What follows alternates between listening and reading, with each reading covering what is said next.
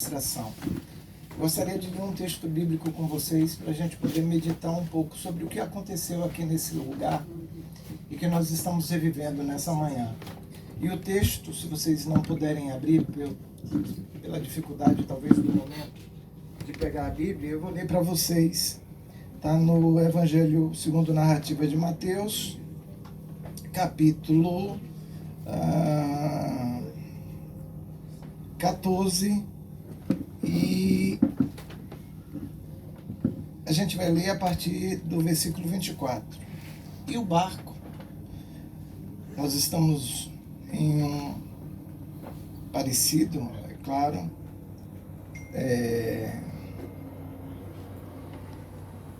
estava já no meio do mar, açoitado pelas ondas, porque o vento era contrário. Mas à quarta vigília da noite, dirigiu-se Jesus para eles, andando por cima do mar. E os discípulos, vendo-o andando sobre o mar, assustaram-se, dizendo: é um fantasma, e gritaram com medo. Jesus, porém, lhes falou logo, dizendo: tende bom ânimo, sou eu, não temais. E respondeu-lhe Pedro e disse: Senhor, se és tu, manda-me ir ter contigo por cima das águas. E ele disse: vem. E Pedro, descendo do barco, andou por sobre as águas para ir ter com Jesus. Mas, sentindo o vento forte, teve medo, e começando a ir para o fundo, clamou, dizendo: Senhor, salva-me. E logo Jesus, estendendo a mão, segurou. Eu vou parar até aqui, a partir do versículo 31. Querido Deus, a tua palavra foi lida, que ela possa vir de encontro à nossa vida nessa manhã, nesse lugar especial que consideramos sagrado, porque um dia o teu filho navegou por essas águas, e milagres foram operados e vidas foram transformadas através das manifestações que ele operou aqui nesse lugar. Amém? Em nome de Jesus, amém. Bem, eu quero trazer aqui um pouquinho do contexto dessa história. Primeiramente, antes da gente entrar no barco, é interessante saber o que havia acontecido antes. Jesus estava com uma multidão durante um dia inteiro, faminta, e ele havia perguntado aos discípulos aonde nós podemos comprar pães. E Jesus só fez essa pergunta a fim de testá-los, porque, é claro, Jesus sabia que o milagre havia de acontecer. E depois que acontece todo aquele processo da multiplicação dos pães e peixes, segundo a narrativa bíblica, 5.000 homens foram alimentados ali. Então a Bíblia não contava, ou melhor, a cultura da época não contava mulheres nem crianças. Então a gente estima que uma multidão em torno de 20 a 25 mil foram alimentadas por um milagre. Primeiro, um milagre operado por a vida de um rapazinho. Porque numa multidão dessas, não era somente um rapazinho que tinha 5 pães e 2 peixinhos, mas era um rapazinho, um adolescente, enfim, quem sabe um junior, que tinha a generosidade de dar. E aqui já começa um grande milagre que é operado quando a gente tem a generosidade de dar. E que o próprio Jesus falou lá em Lucas 6,38. Quando a gente dá, boa medida, recalcada, sacudida e transbordante, generosamente nos darão. A gente tem a mania sempre de querer receber de volta das pessoas que nós damos. E é aí que a gente erra. Porque Jesus não existe uma promessa, um princípio dizendo que nós vamos receber daquela pessoa que nós damos. Mas nós vamos receber de volta de uma maneira ou de outra. E aquele menino, de uma forma generosa, entregou o seu lanchinho aos discípulos, porque os discípulos disseram: Senhor, só encontramos aqui esse menino, esse garoto, que tem 5 pães e 2 peixinhos.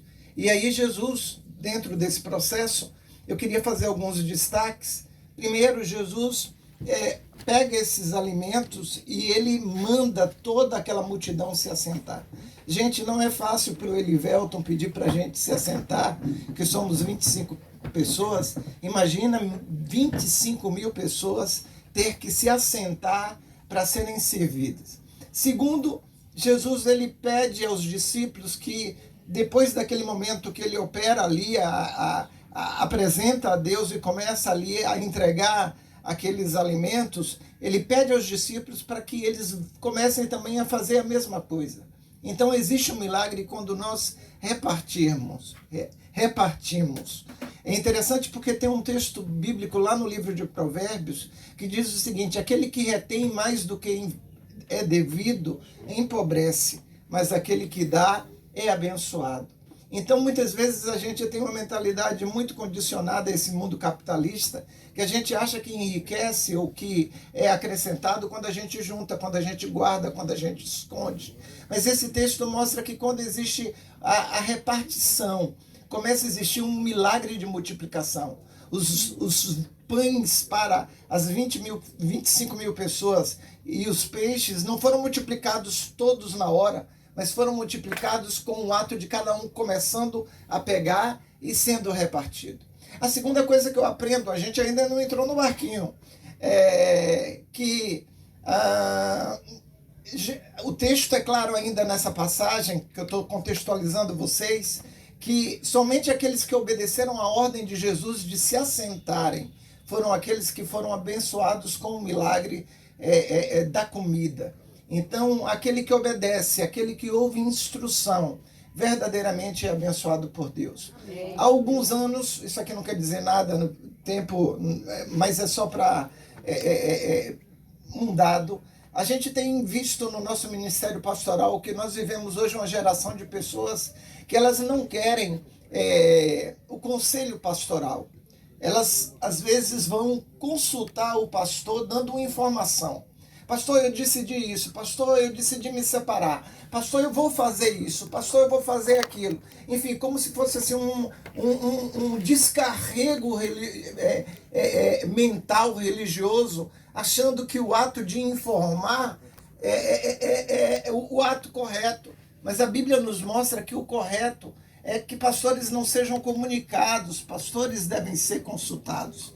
Lá em 2 Crônicas, a Bíblia diz o seguinte, capítulo 20, crê no Senhor vosso Deus, Deus de Abraão, de Isaac, de Jacó, aqui eu estou abrindo um parêntese, e estareis seguros, mas crede nos seus profetas e prosperareis. E profeta aqui não é aquele profeta que às vezes a gente vê no mundinho pantanoso, gospel, como eu gosto de dizer, aquele sempre que vê uma nuvem negra sobre uma cabeça, ou um buraco dizendo que é um caixão. Profeta é aquele que traz a palavra de Deus. Então a palavra de Deus, quando ela é trazida, ela gera, ela desata uma prosperidade sobre a nossa vida. E foi isso que aconteceu aqui. Aqueles que obedeceram a palavra de Jesus, se assentando sobre a relva daquela região, e ali recebendo dos discípulos e repartindo um com o outro, viveram o milagre da multiplicação.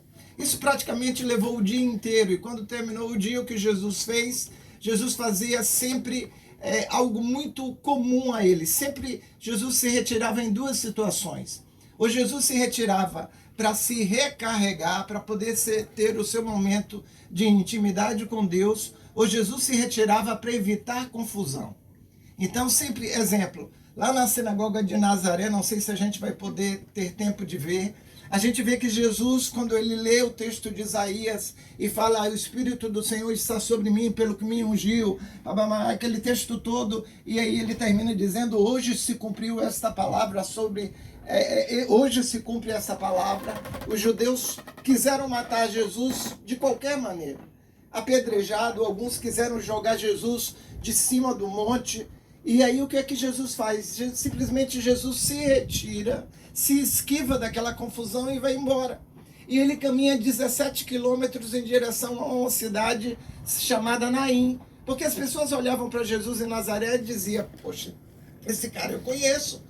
Esse cara é o filho da Maria, é o filho do José, o carpinteiro. Ele cresceu aqui conosco, enfim, eles não reconheciam a divindade de Jesus, nem o poderio de Jesus. Então ele se retira nessa ocasião e ele vai então para Naim.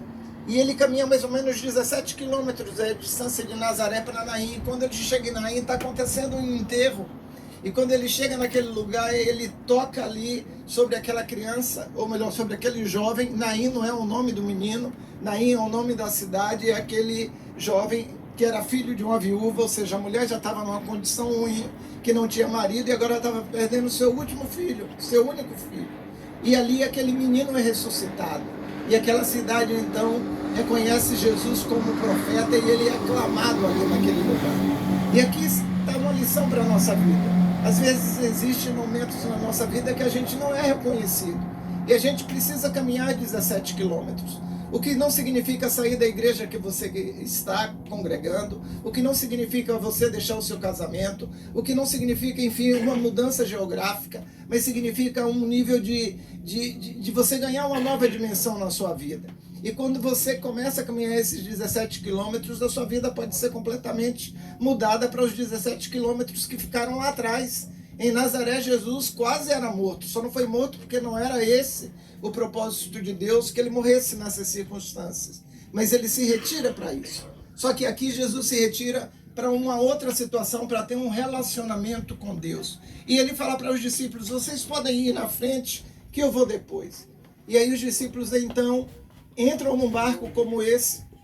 As dimensões aqui eu não posso precisar para vocês, mas eu sei de uma coisa, mais ou menos 4 quilômetros já havia sido navegado. Hoje nós estamos num barco a motor, mas temos que nos lembrar que há 2000 anos atrás não existia esse recurso. E quando os discípulos estão no meio do caminho, começa a vir uma grande ventania, uma grande turbulência, uma grande tempestade, e aqueles homens que eram acostumados com aquela situação começam a ter medo. Gente, nós que temos prática de viajar de avião, a gente sabe que está tudo muito bem enquanto a gente olha para o rosto da comissária e ela está sorrindo. Mas quando ela já muda de semblante, já começa a recolher o carrinho e aquela luzinha acende e o piloto diz, olha, vai ter turbulência, a gente já começa a ficar um pouquinho preocupado, porque, poxa, os caras são experientes na navegação aérea, podemos dizer assim. E naquele barco, quem estava ali, a grande maioria eram pescadores. Eram homens que estavam acostumados com tempestade, com água, com mergulho, enfim, com coisas desse tipo, mas eles começam a temer. E aí, por volta da 4ª vigília da noite, que seria o equivalente por volta das 3 às 6 horas da manhã, Jesus começa a caminhar sobre as águas. E eu quero dizer para você que nós viemos de um lugar onde um homem teve a experiência de passar pelo mar aberto. Mas nós somos de uma geração de um libertador que caminha sobre as águas. Então, de um Senhor que caminha sobre os problemas, de um Senhor que caminha sobre as dificuldades e que também nos dá essa mesma constituição para que nós possamos viver. E aí, quando Jesus se aproxima, vem a velha religião. E interessante que os discípulos já estavam vivendo algum tempo com Jesus e ao invés deles dizerem assim, ó, tinha acontecido um milagre lá atrás. 5 pães e 2 peixinhos alimentaram 25.000 pessoas. Mas agora eles olham 3, 4 horas da manhã, vê um vulto caminhando sobre as águas e eles dizem, é fantasma, é fantasma. E quantas vezes a gente precisa ainda passar por processos de libertação na nossa vida, independente de quanto tempo nós estejamos na igreja, porque a gente ainda tem as nossas simpatias, as nossas manias, os nossos ídolos, as nossas lepras. Às vezes nós somos como Naamã, que todo mundo olhava e dizia, é o grande general. Mas quando ele chegava em casa e tirava aquela roupa, lá a mulher dele, depois daquela menina que foi levada cativa lá de Israel, via que ele tinha uma lepra. Às vezes a gente fala na igreja, olha, às vezes a igreja é um lugar onde a gente é uma reunião de leprosos, onde cada um tem lá suas dificuldades, seus traumas. Tanto é que na Bíblia lepra tanto é doença de pele, como ao mesmo tempo significa pecado, porque ambos são contagiosos. E ali aqueles discípulos, ao invés de dizer, é Jesus que está caminhando, afinal de contas, Jesus já tinha mostrado domínio sobre várias coisas. Eles dizem, é fantasma. E aí o que é que acontece? Pedro, todo mundo pode criticar Pedro, mas algo me encanta nele, é a disposição. E eu sempre digo, ó, Jesus nunca procura especialistas, Jesus não quer saber quantos certificados você tem, se você tem MBA, se você é rico ou pobre. Jesus quer saber se você, Jesus, ou vamos abrir aqui o leque, né? Sabemos que Jesus é Deus. Deus quer saber o seguinte, você tem disposição? Porque a gente pode voltar na história e ver um menininho de 17 anos que não era do exército, mas tinha disposição para lutar com Golias. E Pedro era parecido com Davi, e ele disse, eu estou aqui, é o caminho, é o Senhor Jesus, eu vou com o Senhor. E ele começou a dar os primeiros passos sobre as águas. E é interessante o seguinte, olha, muita gente pode criticar e dizer que ele afundou. Mas ele também pode dizer o seguinte, eu sou o único homem que conseguiu dar alguns passos sobre as águas, tirando Jesus. E aí o grande problema de Pedro é que quando ele começa a tirar os olhos de Jesus, isso é tirar o foco, né? E começou a mudar o seu foco para o vento, para as ondas que estavam, porque isso aqui não é um mar, chama de Mar da Galileia, mas é um lago, mas estava agitado pelo vento e ondas havia nesse local. E aí a Bíblia diz que ele começa a afundar. E a grande pergunta que eu faço para vocês, com toda humildade, porque eu estou falando aqui para pastores, superintendentes, sei lá, talvez até conselheiros nacionais, enfim, mas com toda humildade, é uma reflexão que eu faço primeiramente para mim mesmo. Para onde nós estamos olhando? O grande problema da igreja hoje, que faz a igreja afundar, é que nós olhamos para um monte de coisa. Eu me lembro da época que nós tínhamos um pastor só, uma igreja só. Enfim, hoje nós temos diversos pastores na internet e que às vezes a gente prega ali 40 minutos ou 2 horas durante a semana, mas nossos irmãos estão 24 horas por dia ligados em vários pastores e cada um falando uma coisa, e é interessante que eles querem ouvir aquilo que interessa. A característica do falso profeta é justamente isso, falar aquilo que interessa aos ouvidos do público. E aí o Pedro, né, ao invés dele continuar olhando para Jesus, ele começou a olhar o vento, ele começou a olhar para as ondas e ele começou a afundar. E aí Jesus, de forma misericordiosa, estende as suas mãos e tira Pedro daquele princípio de afogamento, daquele momento em que ele está afundando, e o traz à tona novamente. Existe um texto que diz o seguinte: olharam para ele e foram iluminados. Não para o Pedro, mas olharam para Deus, eu posso trazer para o Novo Testamento, olharam para Jesus, olharam para Deus, e eu não sei para quem você está olhando. Hoje, né, mesmo nós do ministério, mesmo nós pastores, olhamos para tantas coisas, para as dificuldades, para a nossa deficiência, para a nossa limitação, mas se olharmos para Deus, vamos extrair força da fraqueza, vamos extrair fé, enfim, vamos viver o grande milagre e vamos fazer com que o nosso barquinho chegue lá do outro lado, porque quando Jesus entrou dentro dele, tudo aquilo, né, que era transtorno e era sinal de que ia haver uma catástrofe, foi transformado num milagre. E hoje nós estamos aqui caminhando sobre esse milagre. Amém. Obrigado, meu querido. Glória a Deus.